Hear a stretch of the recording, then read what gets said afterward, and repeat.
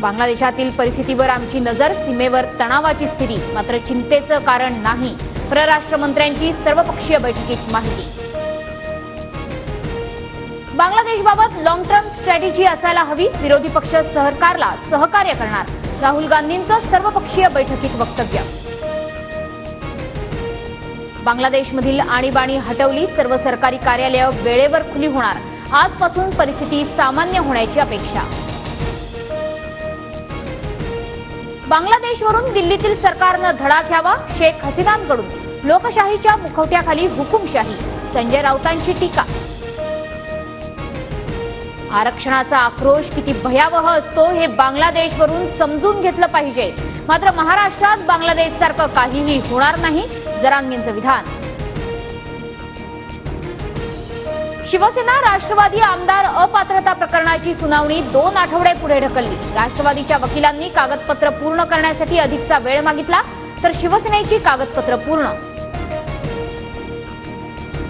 राज ठाकरे थांबलेल्या हॉटेलबाहेरील आंदोलनात पवार आणि ठाकरे गटाचे कार्यकर्ते होते, आंदोलकांच्या वेशात आपली माणसं पेरण्याचं काम सुरू, मनसे नेते संदीप देशपांडेंचा आरोप। आम्ही रामदास आठवलेंचाच पक्ष खरा असं म्हणालो तर किती वेदना होतील, शिंदेंची शिवसेना खरी, या प्रकाश आंबेडकरांच्या वक्तव्यानंतर संजय राऊतांचं उत्तर। फडणवीसांवर कावळ्यांनी अनेक हल्ले केले, ते रक्तबंबाळ झाले, झूठ बोले कव्वा काटे, या फडणवीसांच्या वक्तव्यावरून संजय राऊतांचा टोला। सावध रहा म्हणजे कुणबी मराठा दरोडेखोर आहेत का, बच्चू कडूंचा प्रकाश आंबेडकरांना सवाल, कुणबी मराठ्यांपासून सावध रहा, आंबेडकरांचं 2 दिवसांपूर्वीचं वक्तव्य। ज्यांना कळत नसेल त्यांनी माझ्या मतांवर बोलू नये, बच्चू कडूंच्या प्रश्नाला प्रकाश आंबेडकरांचं प्रत्युत्तर। उद्धव ठाकरे आजपासून 3 दिवस दिल्लीच्या दौऱ्यावर, इंडिया आघाडीतील महत्त्वाच्या नेत्यांच्या भेटीगाठी घेणार।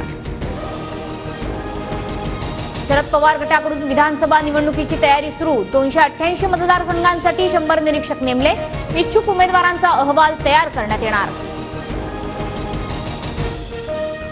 मनसे संभाजीनगर मध्य, संभाजीनगर पूर्व, फुलंब्री, पैठण आणि गंगापूर विधानसभा निवडणूक लढवणार, राज ठाकरेंच्या संभाजीनगर दौऱ्यात नावं जाहीर होण्याची शक्यता।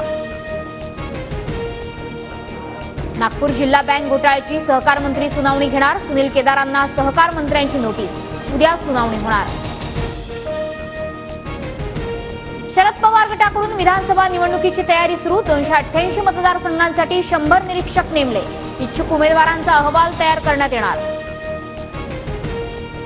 जायकवाडी धरणाच्या पाणीसाठ्यात वाढ, धरणाची पाणी पातळी 21.43%वर, तर धरणात 58,000 क्युसेक या वेगानं पाण्याची आवक सुरू।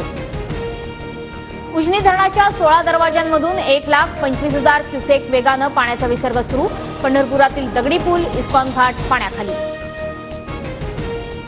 पुढील 4 दिवस राज्याच्या बहुतांश भागात पावसाचा जोर कमी राहणार, किनारपट्टी, घाटमाथा आणि विदर्भात तुरळक ठिकाणी हलक्या पावसाचा अंदाज।